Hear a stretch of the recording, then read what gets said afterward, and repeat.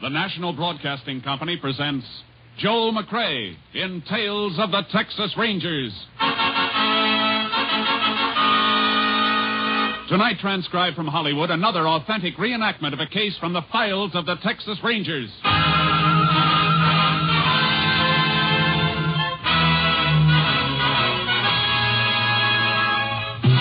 Tales of the Texas Rangers, starring Joel McCrea as Ranger Jace Pearson. Texas, more than 260,000 square miles, and 50 men who make up the most famous and oldest law enforcement body in North America.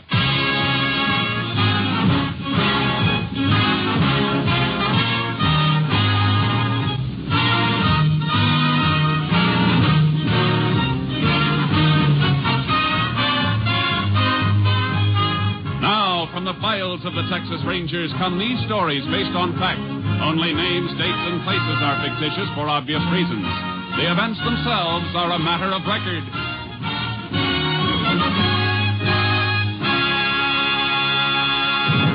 Case for tonight, Christmas present.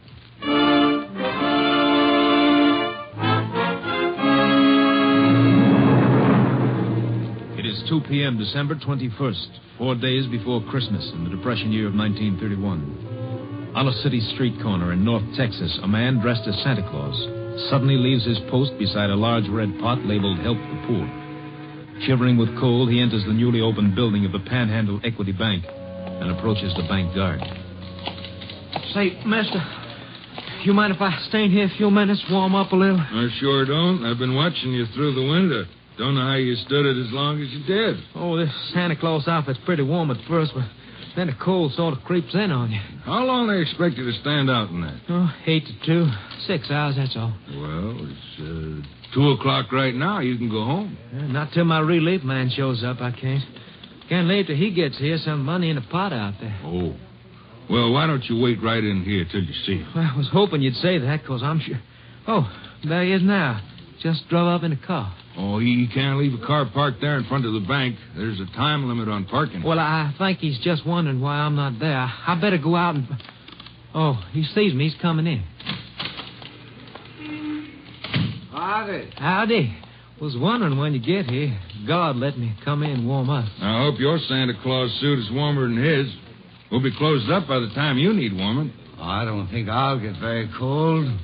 I got a Colt 45 in my pocket pointed right for your belly. Now, don't move. Oh, don't move, he said. Keep your hand away from your gun. You guys are pulling the stick up. No kidding. You figured that all out by yourself, stupid? Let's make it a nice, quiet stick-up, huh? Just walk to the rear of the bank with us, take us through the door to the money in the vault. Now, go on.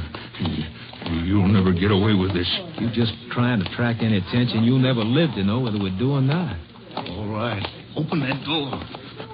The girl by the desk has to open it. It's button control. Well, tell her you won't in. Miss Keene. Oh, I'm sorry, Mr. Lovett. Your Santa Claus friend's coming in with you? Yeah. We're so busy, I didn't even notice it. Something wrong, Mr. Lovett? You look kind of sick. You'd be more than sick if you let out one yell. They got guns in their pockets, Miss Keene. Watch your mouth, sister. Nobody else can see us now.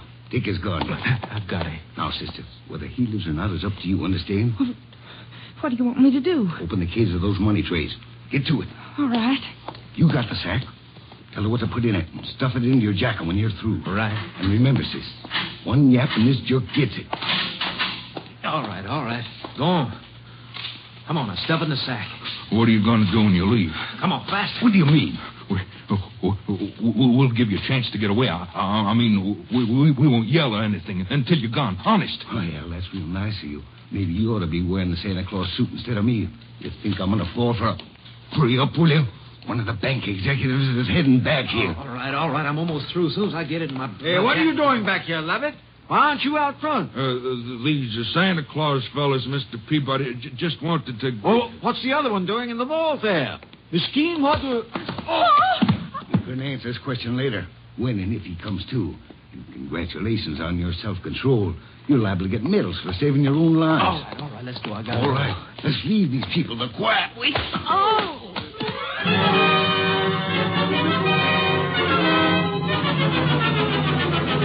Texas Ranger Jace Pearson, closest unit to the scene of the crime, was requested to investigate. The chief police gave me the general details. I'd like to get your story firsthand.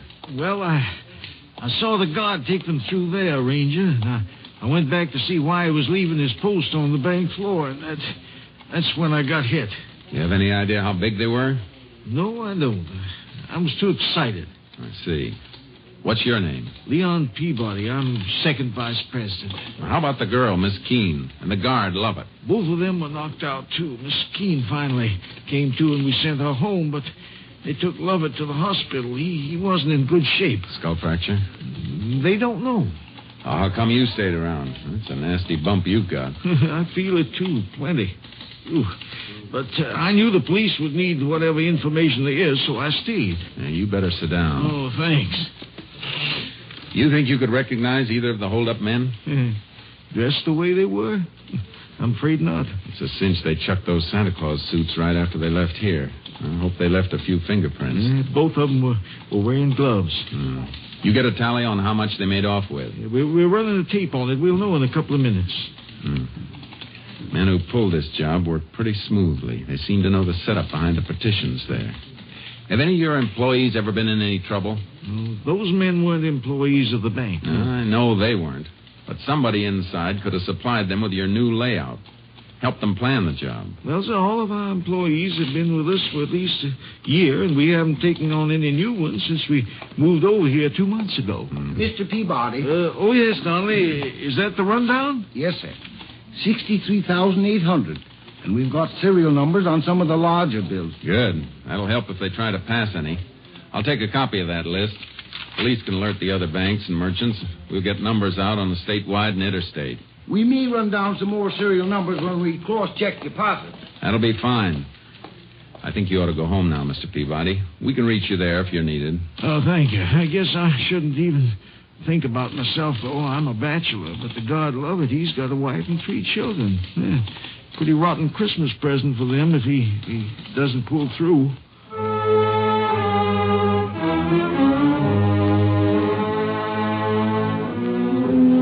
I paid a call on Miss Keene, the girl who'd been slugged, but she was in a state of shock and hysteria. By nightfall, all possible angles had been checked, and we still didn't have a lead. My boss, Ranger Captain Stinson, flew in, and I met him at the airport and drove him to town. You talked to all the welfare agencies that have Santa Clauses stationed on the streets? Yeah, and every man they have checked out clean. It was a phony setup, Captain. Even though one of the bandits spent the whole day right out in the corner outside the bank. Well, that was smart. Got the bank guard used to seeing him. Yeah. City police are checking to see if they can find out where the suits came from and who got them. Good idea. How's the bank guard doing? Lovett? I checked the hospital. He's still out. No fracture, but they can't bring him around. He may have... KTXA to Unit 10. That's yours, Jason. Yeah. Unit 10. Go ahead, KTXA. City police report stolen car found in alley off Crockett Street between Maple and Lolly. Maybe car used in Panhandle Equity Bank robbery. Police chief requests your assistance. 10-4. Proceeding there immediately. 10-4. Unit 10, clear. KTXA Austin. We better get there fast. This may be the break we need.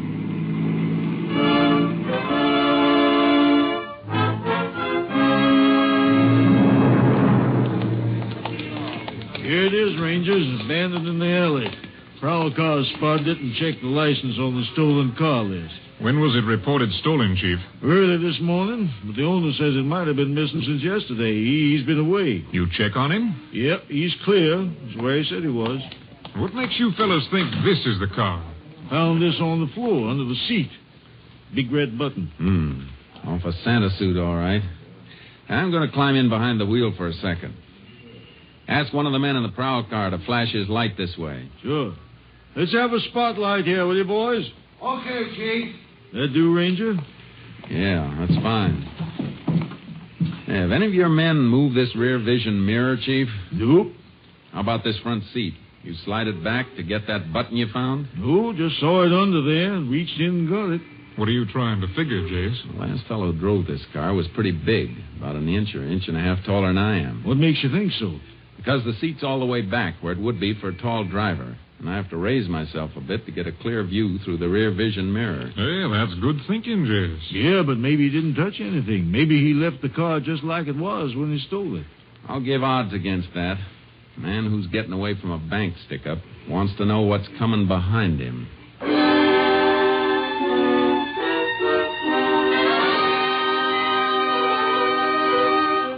All roads out of the city had been under watch since the report of the robbery, so the men we were after figured to be close by.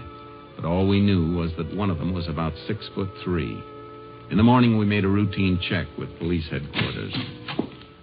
Good morning, Rangers. Morning, Chief. Morning, Chief. Your men come across anything? I was just going to check through this report. Tells us the location of just about every Santa Claus suit in town. All of them belong to organizations, use them for their Christmas parties. Of course, once in a while, they let some private individual borrow them for a kid party or something, as if they put up deposit money. You got a list of the places that have loaned suits out and who got them? That top paper. I was just starting to check it. You can look if you like. Thanks. Looks like we might be adding a murder charge to the armed robbery, Captain. The bank guard dead? Not yet, but it looks bad. They're operating for a blood clot on the brain. He's, Wait a minute. What is it, Jace? I think we've got a boy to talk to. Look at this list. 2 suits borrowed from 2 different organizations, but both borrowed by the same man, Anthony Ross, 124 Petagrosa Street. Say, that's worth looking into, Jace. Come on. Let's pick him up.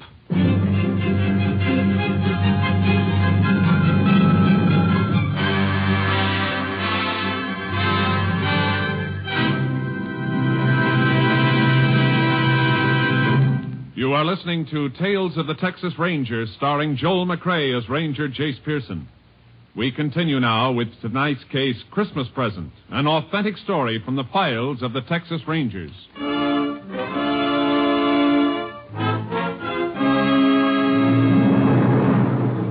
home of Anthony Ross at 124 Petagrosa Street turned out to be a rundown shack on the outskirts of town. A small boy and girl, not dressed well enough against the cold, stopped playing with a mongrel dog as we drove up.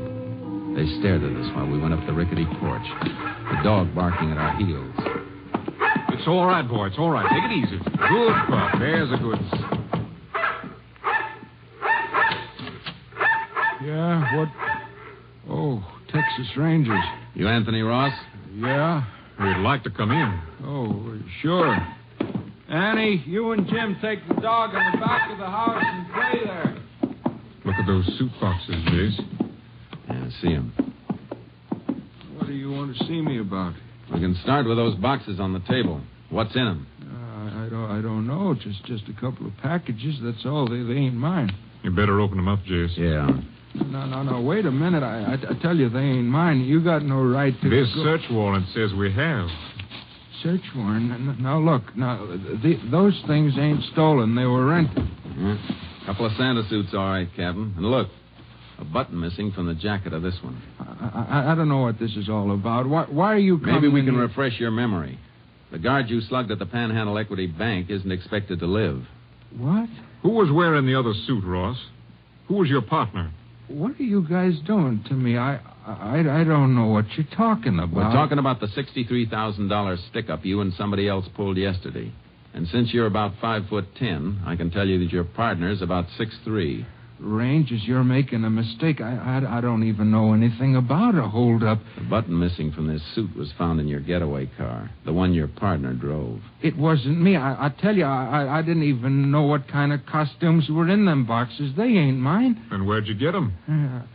I picked them up at a couple of places yesterday morning. You say you picked them up, and you're trying to tell us you don't know what's in the boxes. I picked them up for somebody else. They were rented out in your name. The woman ordered them in my name. What woman? The one who hired me to pick them up. That's a pretty phony story, Ross. Who was this woman you're talking about? What's her name? I don't know. I don't even know. You better come with us, Ross. No. You got to listen to me. Please listen. You got to believe me. I was in town early yesterday morning. She come right up to me on the street. I was pulling my kid's old wagon along, trying to find some junk I might sell. You sure you don't want to think this story over before you go any further? She asked me if I wanted to earn $1 running a couple of errands. I said, sure. A buck could give my kids a meal for a change.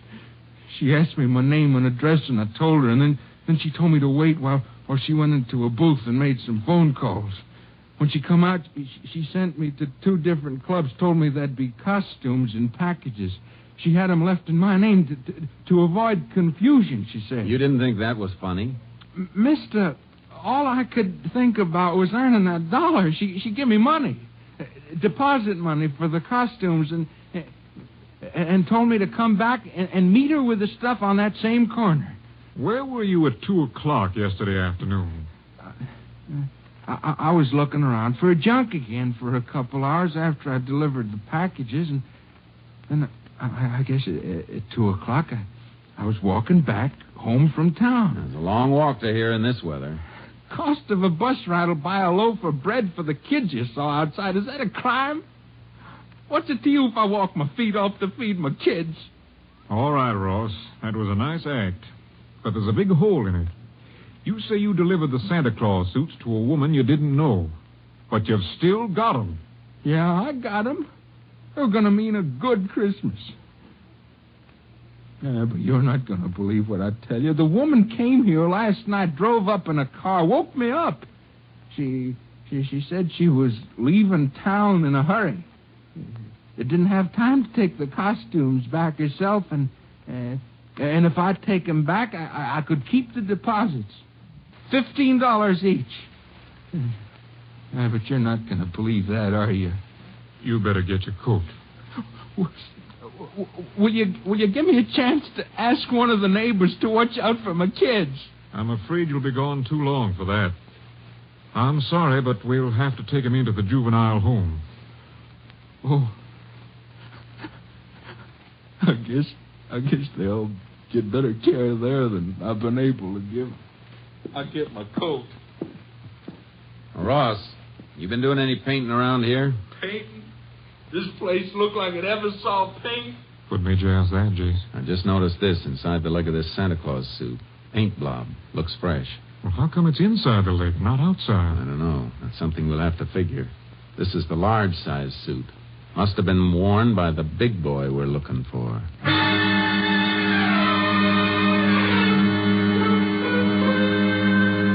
The captain and I did a job we hated, dropping the Ross kids off at the juvenile home. Sometimes it's the only thing to do. They cried for their father. Always make something inside you cry a little with them. We took Ross to the jail and locked him up. Well, that seems to be it, Rangers. By the time he comes up for trial, he should be ready to name his accomplice. That is, if we don't find him before then. I'd go along with that, Chief, if we'd found any money on him or in the house, even a few dollars. Kids got under your skin, huh, Jason? They got under yours, too, Captain. You know it. Yeah, but we got to remember, that bank guard has kids, too. You got any late reports on him from the hospital? Man stationed there says the operation is over. Don't know how it's going to come out yet, though. You might as well go over there and check with the doctors, Jace. I got to get back to company headquarters. Do me a favor, then. You're heading toward Austin. Take the Santa outfits with you and have them sent on to the lab. Get an analysis of that paint in the trousers. Maybe some traces in the boots, too. Well, how come the boots? They're made to go on over regular shoes. I figured that paint stain on the inside of the pants came from a blob of paint on the shoe of the man who put them on. I see. All right, Jace, you want to know the content of the paint and see if lab can run down the source, is that it? Yeah. You working up to some kind of a lead? Maybe. A few things I'm trying to fit together. Maybe they won't fit. If they do, though, you'll hear from me.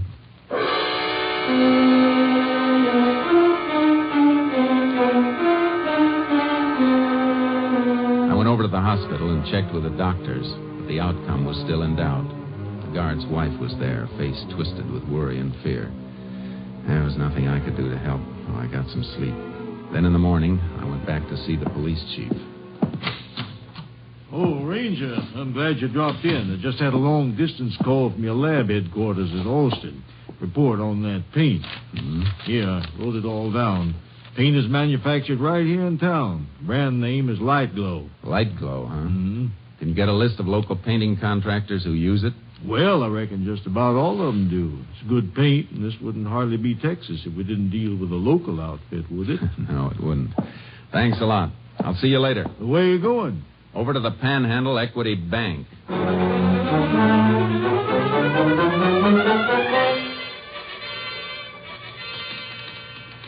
Mr. Peabody, do you know who painted this bank before you opened?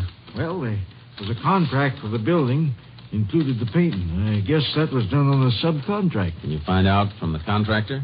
Sure, but do you mind my asking why? I told you the day of the robbery. Everything was too well planned. Like the men who did it knew the inside of the bank. Yes, I remember you saying that. You think the painters may have? That's what I think. But why not some of the construction men? I've got a reason for being interested in painters. Check it for me, will you?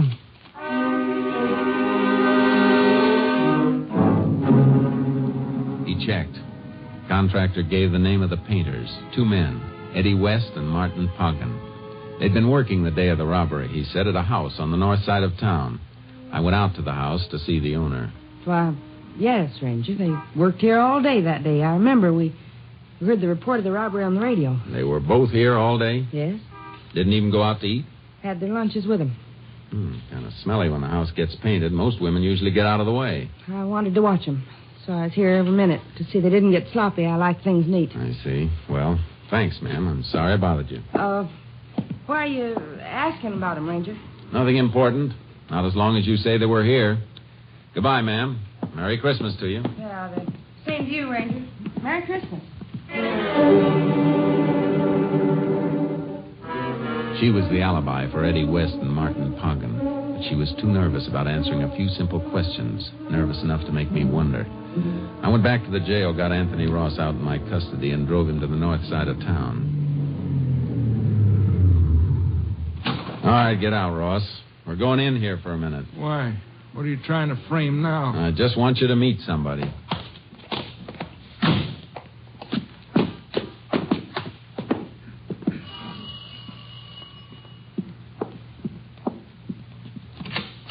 Well, back again, Ranger. I thought we'd... That's her. Ranger, that's the woman... Who is he? Who is this man? You ought to remember me, lady. My kids are in juvenile home on account of you, and I've been in jail. I never saw you before in my whole life. Tell him the truth. Tell him before I... Hold it, Ross. Take him away from here. Go away, both of you. Ranger, I got those costumes for her. For her! You're a liar, a liar! That word fits somebody all right. Can I come in and have a look around, ma'am? What for? What do you want? I want to check over the painting job to see if it's just new painting or if there's some new plaster under it someplace. You can't come in. You have no right. The boys you're alibying for must have come back here after they cracked the bank. Because you must have picked them up in your car after they ditched the one they're using. I don't know what you're talking about. Wouldn't carry the money on them. Did they cover it up here, safe under fresh plaster and paint until it cools off? No. I can call for a search warrant and wait till a crew comes and tears this place apart. It'll go better for you if you don't try to cover it. The money isn't here. Well, come on. Where is it? It's here, all right. In that wall. Behind the picture. Come on, Ross. Now, which one's your boyfriend? Poggin or West? Eddie West. He said we'd get married. Go to Europe next year. You'll all go someplace next year, but it won't be Europe. West about 6'3"? Yes. How did you know? I got an early Christmas present. Somebody sent me a crystal ball. As soon as I call the police and dig out that bank money, you're coming with us.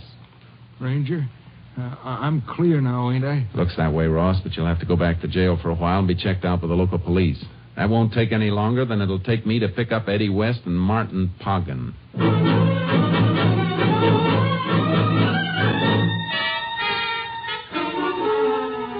I made my call, then took West's girlfriend and Anthony Ross back to jail. Poggin and West were playing it smart, working right up to Christmas Eve like a couple of house painters would be doing. I found out where they were working, a loft of a warehouse. Local police covered the building while I went in.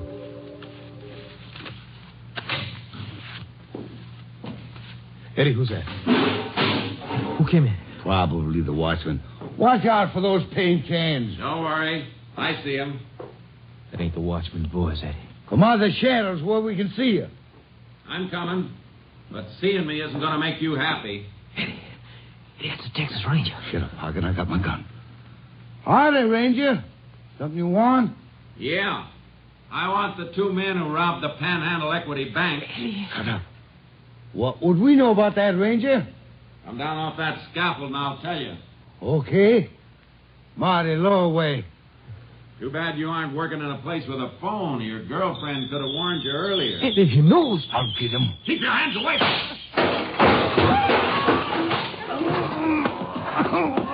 I'm hurt. I'm bleeding. I just nicked you when you tried to dig for that gun in your pocket. You're not hurt.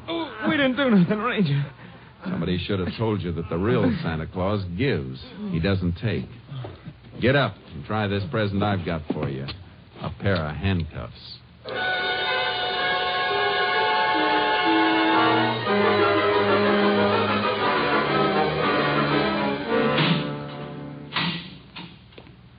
Well, that winds it up for sure, Ranger. Didn't turn out too bad either. Just heard from the hospital. Guard passed the crisis. He's going to be all right. You couldn't have better news, Chief. Just in time, too. It's getting dark. Christmas Eve. You let Anthony Ross go? Mm-hmm. About 10 minutes ago. He didn't seem too happy, though. Just like he didn't care. What with his kids in the juvenile home and everything. Judge mightn't even release him if he can't care for him. Ross didn't have a dime. Not even bus fare. It'd take him a couple hours to walk home. Oh, why didn't I think? Well, maybe it's just as well that way. Let me call the judge. And Mr. Peabody, the bank vice president. Mm-hmm. Stores will be open late, won't they? Yeah, sure. Why? It'll take Ross a long time to get to his house. Maybe we can get some of your boys to help us and change his mind about Christmas.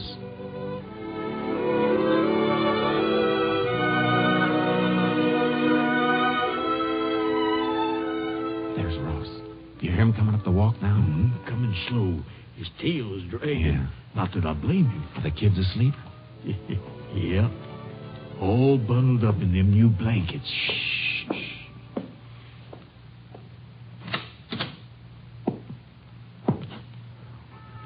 Ranger.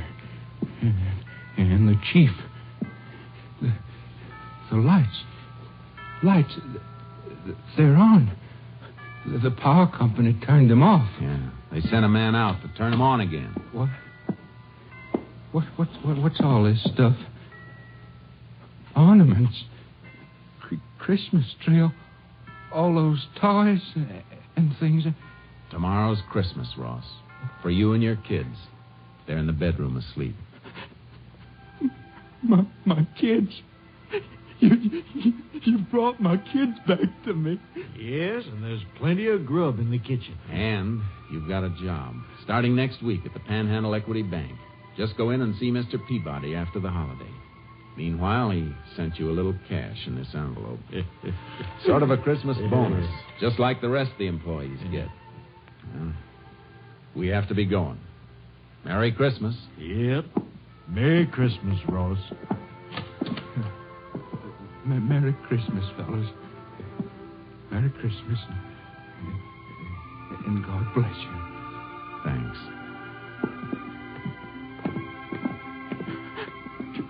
God bless you.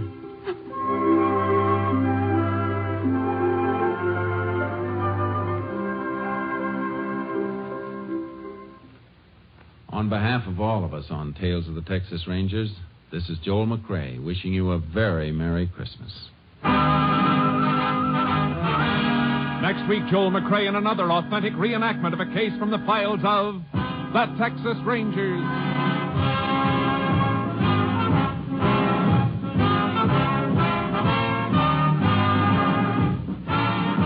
Joel McCrae is currently seen starring in the Universal International Technicolor production Frenchie. Tonight's cast included Tony Barrett, Shepard Menken, Jim Nusser, Virginia Gregg, Victor Rodman, and Byron Kane. This story was transcribed and adapted by Joel Murcott, and the program was produced and directed by Stacy Keach. This is Hal Gibney speaking.